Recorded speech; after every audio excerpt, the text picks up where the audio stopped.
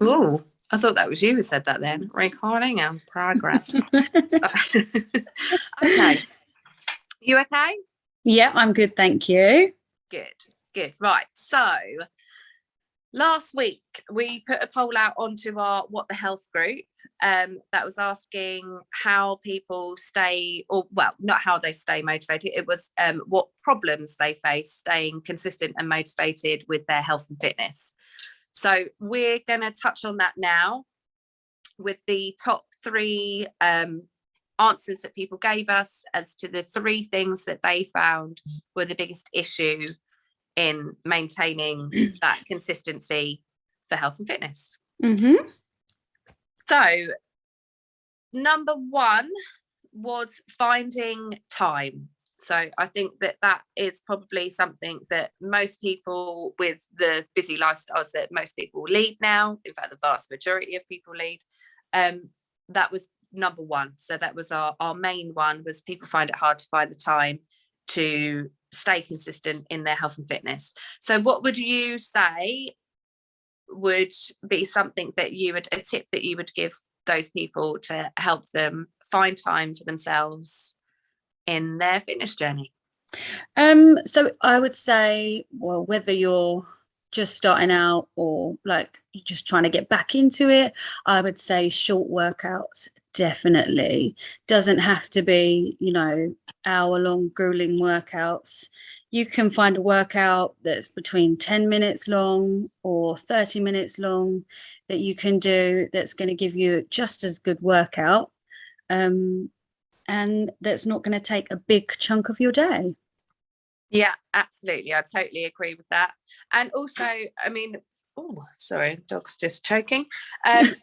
Yeah, stop eating. He just eats the most random stuff. Yeah, so shorter workouts is definitely something that that I think really works, actually, particularly if you are short on time. It doesn't have to be, like you say, it doesn't have to be grueling. And actually, if you've got some specific times during the day and they're like 10-minute hits or something like that, which is enough to get your heart rate up and to get you moving, you could potentially fit a couple of those in those lulls that you have during your day. So yeah, I absolutely agree with that. And I also think that scheduling a time to work out so that you can plan it into your day, just gives you that control over where you're going to be able to fit it in. If you can look at a diary and go, right, okay, well, there's an opportunity to put a workout in, so that you know that it's coming and you're prepared mentally and also in sort of your, whether that means that you're taking your gym bag to work, if you programmed it in, that you can get it in. So yeah, absolutely. I think as well, if you get up a little bit earlier, which I know is something that we have discussed previously, which is really hard to do in the morning, but it can be really worthwhile, and it gives you that little bit of an edge. I think sometimes, I know it does with myself, when I do get up early, I feel like I've got a handle on the day before everybody else has. So it makes me feel a little bit more in control. So yeah, I like to get up a little bit before the kids, have my cup of tea and my breakfast before the madness. Yes. So I agree with you there, having that little bit of time in the morning. Yeah, I think so. And I think, because I like to get up before the children do, so that I can just have a little bit of calm before, like you say, before the madness starts. But also I've just started going on an early morning dog walk, and that's something which actually, when I get out and I do it, I really enjoy. Much more than I sort of ever anticipated, really. I do really enjoy that. And like I say, I feel like I've got up and I'm ahead of the day, so I'm not kind of in a rush and stressing and running around and shouting at the kids, get your shoes on, kind of you've already had that time to prep yourself and to get up and be ready, seize the day. So yeah. And also finding, if you're going to go and do like a class or go to the gym, make sure it's like a local convenient place for you to go to. Yeah, that's close, so that you like eating into as little time as possible into your day. If that's a that's the really problem, if time is the problem, then that would be an option. absolutely, that's a really good tip actually. And that might even be like if you work like quite far away from home, if you're commuting, it might be finding somewhere near your workplace that Yep. does early morning workouts, or finding a route round to somewhere where you can run, a nice local route or something, something like that. So yeah, that's a really good one actually. So the second most popular answer for staying consistent was motivation. And I'm gonna let you take this one for our first tip for motivation, because this is something that you are really good at and I really am not. And that I am quite in awe of what you do, because it's a hugely great tip. And if you can get on top of this, massively successful, and will really put you ahead of your training and your goals. So So for me, with keeping motivated, especially with my diet, is meal prep. I have to meal prep or I just go off track. So every Sunday, I write a list of everything that I need. I'll go to the nearest supermarket. I'll get all of my stuff. I've bought lots of Tupperware boxes, which are really cheap if you go to like Pound Stretcher or the Pound Shop or wherever. And then I'll make my food on a Sunday. So I'll like cook everything in bulk. Make sure that I've got all my nutrients, my vitamins, and everything that I need in my food, and I'll make my lunches for the whole week. It's good for produce, good for time, and also I know that I'm staying on track. It's almost like keeping a diary of what you're eating. You know exactly what you're eating. I will even schedule my snacks in so that I'll have little pots for my snacks, for my nuts and my berries and all of my good stuff. And yeah, I find that really works for me, because I am crap at just coming in from work at like lunchtime or whenever, and yeah, just trying to find something to eat. I hate like making stuff on the spot, so I have to meal prep, otherwise it just doesn't work for me. Which I absolutely couldn't kind of advocate that more, apart from the fact that I find it really hard to do. I think, it is probably the top tip of like health and fitness ever, is to get that preparation, because it sets you up. You're not then reaching for random crappy food. You know exactly what you're eating, you're in control. So again, it's keeping that sort of one step ahead, and it's something that I've come in and out of doing, but I'm not consistent with. And I really, you just feel like you are winning at life when you have these things in place, and you know exactly where you are, and you're just super organized. It's a great thing to get into. And if you can make that part of, I mean, I know you love cooking as well. I do. So that it is that sort of therapy to get your mindset straight for what you're going to be doing. I think on food prep though as well, the other thing that I'd quite like to add here, because we get a lot of people asking us about dieting and food. Diet is a word that I hate, because I think in the minute you add that word into conversation around health and fitness, people automatically feel like they have to miss out on things, starve themselves, or eat really boring food. For me, I really do believe that you have to enjoy your food as much as you exercise. So it should look appetizing, it should taste colourful. good. Yes, absolutely. It should taste good. You should enjoy what you're eating. It doesn't need to be bland, and it doesn't need to be tasteless and beige, No. So I think that's something that for continuity don't go on fad diets, and No. make sure that you're eating something that you want to eat and that you're going to enjoy eating. Yeah.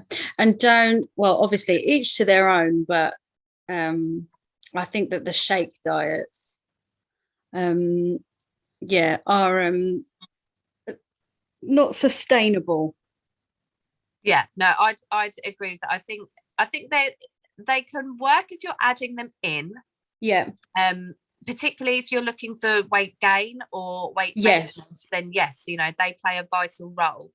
And even rather than skipping a meal, if you're going to have that, to sort of keep you going, because sometimes that time element comes back into play. Yeah, So of course. there's a place where they can be useful, Yeah. but they're not.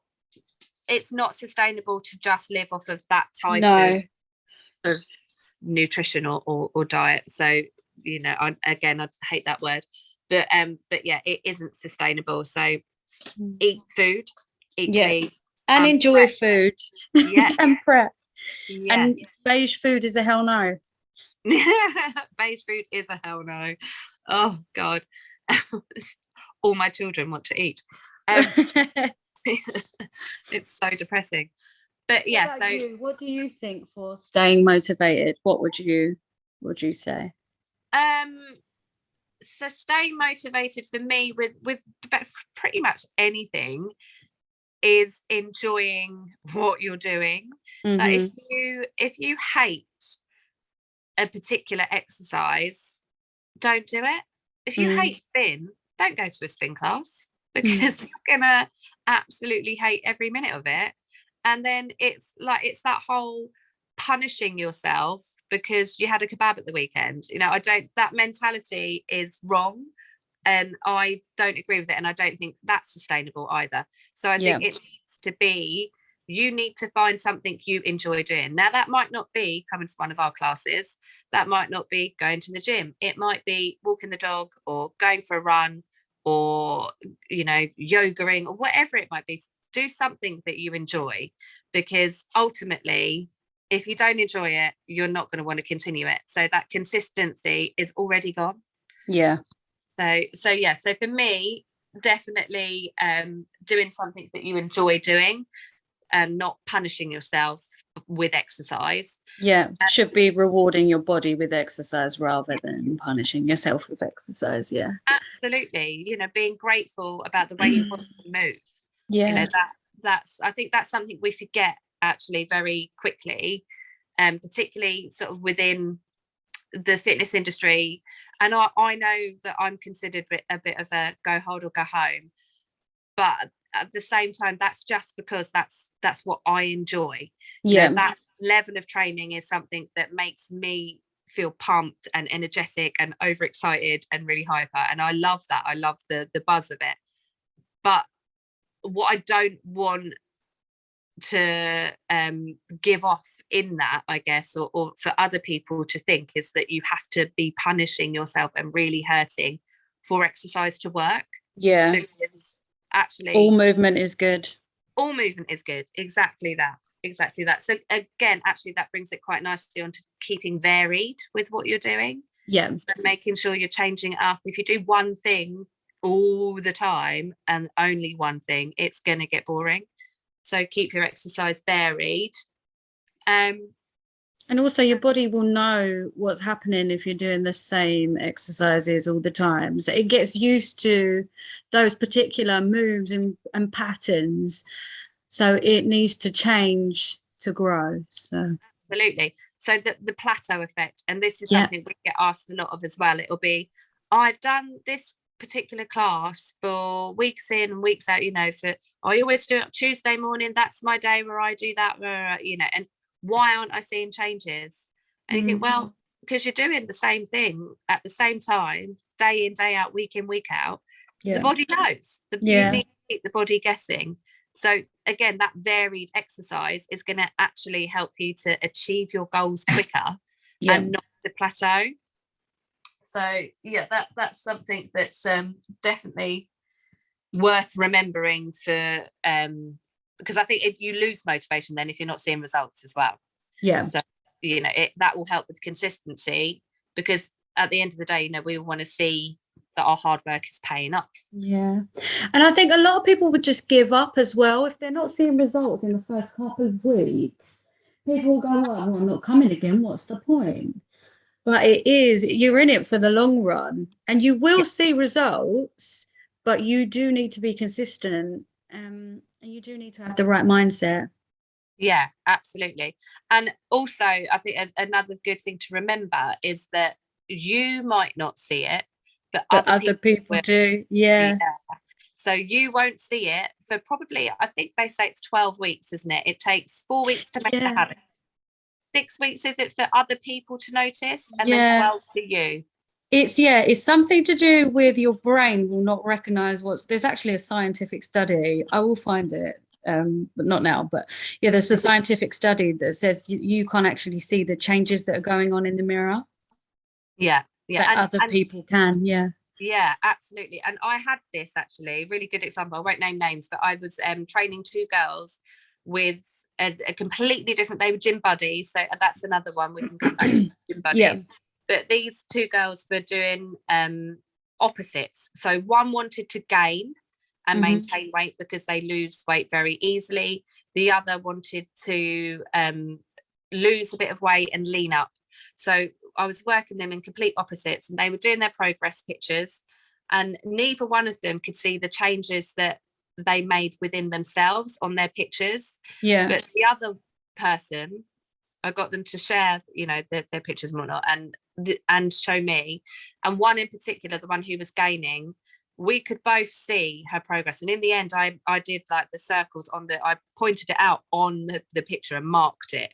So that she would then look at it, because when we look at ourselves, we look to criticize a lot of the time. We don't look to praise and look to think, oh my God, I look really good in that. You look at a picture and you're like, oh, I don't like that bit. And we focus on the wrong bits. So we don't see the progress that we've made.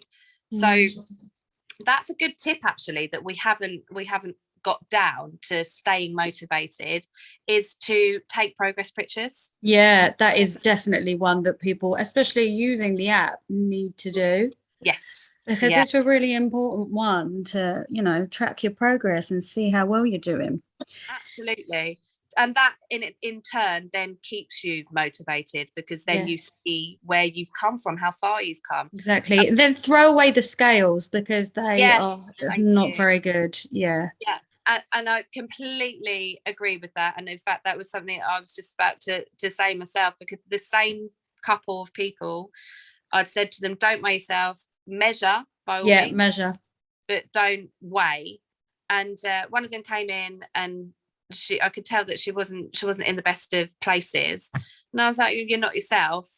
And she said, I was feeling really good, and then I weighed myself, and it didn't say what I was expecting. And I was like, that's why I told you not to do it, because that number has just changed your entire day.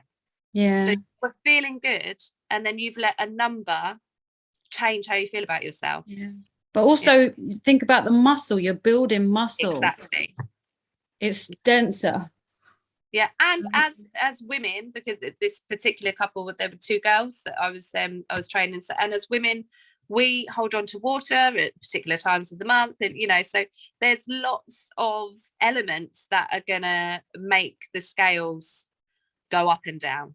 So it has no bearing on health, and it has no bearing on people's progress, because it's changeable, particularly with females. So throw them away, don't use them. Another thing as well is there was a lady that came in the other day, and she didn't want to do the weights class because she thought she was going to look bulky if she did it.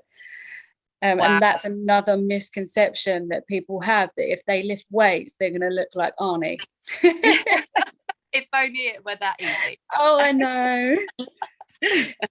I mean, that's something that is a common misconception, I think.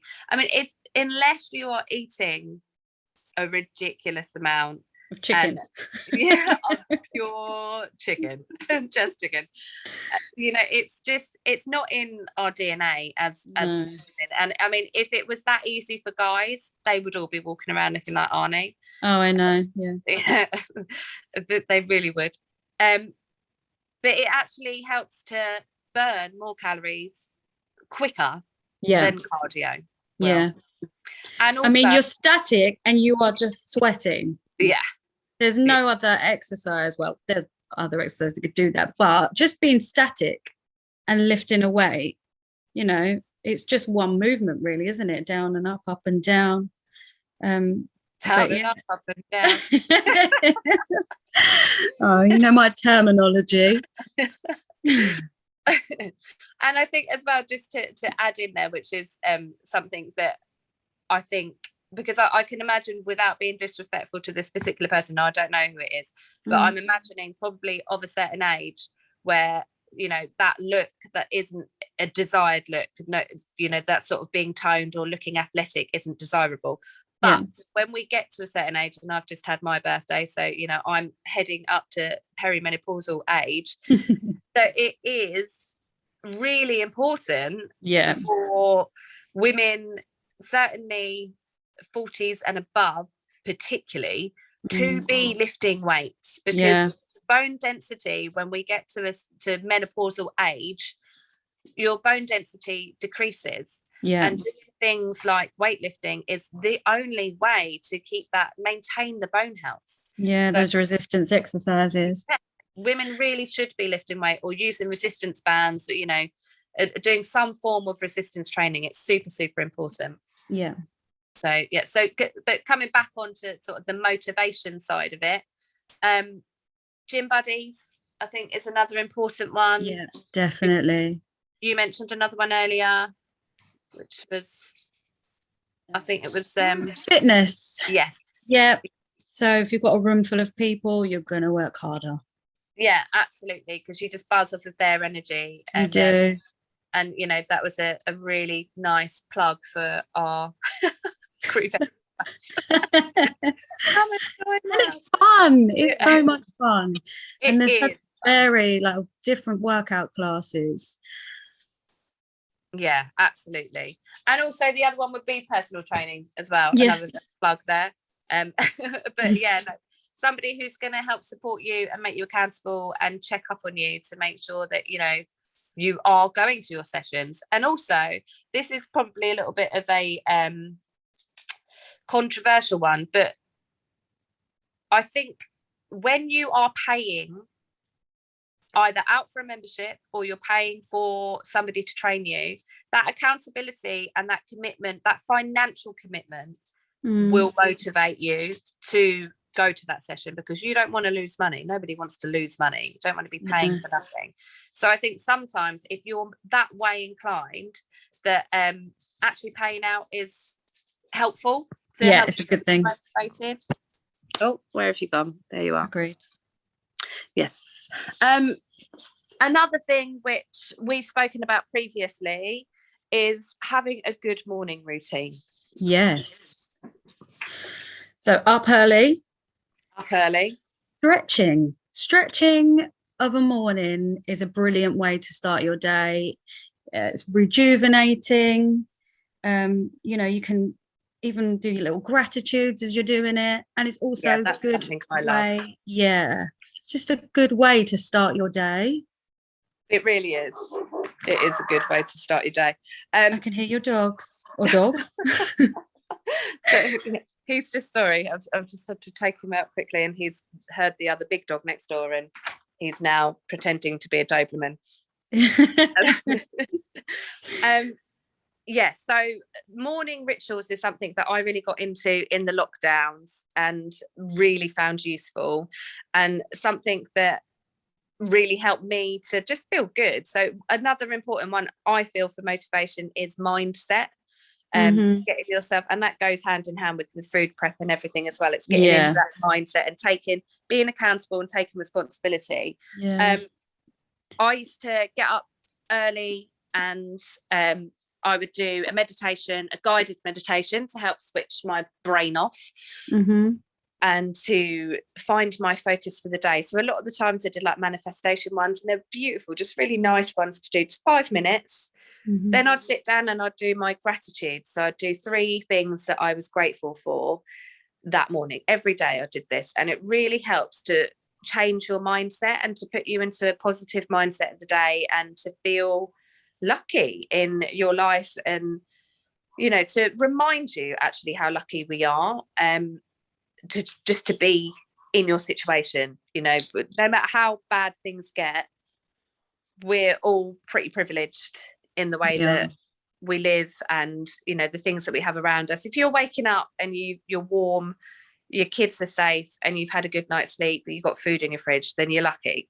I think sometimes we need to remind ourselves of that, and not let stress of society kind of weigh us down with things that actually really aren't that important. So that was something that and then I'd have like a 5-minute stretch, and that really sort of set me up and helped keep me in the right headspace to remain motivated to do whatever it was that I had to do that day. So we could put something together, maybe like a little meditation and stretch, and that go onto the app, or absolutely. That would just be for people to do every morning when they wake up. Yes, and actually that would be, let's see how many people would like to see that. So that's something that we can definitely look at putting together. So if you are listening and that's something that you would be interested in, then please drop a comment to say that that's something you'd like to see, and we'll get that done. So the last thing that we had on that list, I've done the top 3. So our third most popular answer was injury. Yes. Injury. So Lauren and I were talking about this earlier, and Lauren had something really interesting to say, which I very much agree with. So Lauren, I'm going to give this one over to you, Loz. So I would say definitely sports massage. One of them. Just like you service your car so that it runs right, you need to service your body. Yes, you do. Service yourself. No, not service yourself. Service your body. And then also, I love an Epsom salt bath. Oh, do you know, I was talking about this with the girls earlier. I was saying the same thing. I love one too. Because it's just a nice muscle relaxing, and just soak in the bath with Epsom salts, and it just gets rid of any sort of DOMS, or when I say DOMS I mean delayed onset muscle soreness, which is what you'll feel a couple of days after a heavy session, maybe. Sometimes you won't, but a lot of the time. Come on, you noisy dog. Come on. Especially if you've done a hard sort of weight class, or an LBB, or any kind of compound movement. Any kind of compound, upper and lower body moving at the same time. But so that was, I'd say, definitely massage, and definitely Epsom salt bath. And stretches as well. Stretches are great way for injury. What about you, Hayley? What would you say?